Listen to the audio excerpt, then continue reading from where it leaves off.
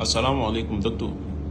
Menene mutum zai yi ya samu karfin hadda na addini da kuma na boko gaba daya? Wa alaikum assalam wa rahmatullahi wa barakatuh. Abinda mutum zai hada ya samu karfin hadda, ilimin addini ko na boko ko na hadisi ko na qur'ani, abubuwa ne guda uku. Na farko mutum ya samu jinja, wato zanjabil a larabce, a hausa kuma ana kiranta da citta.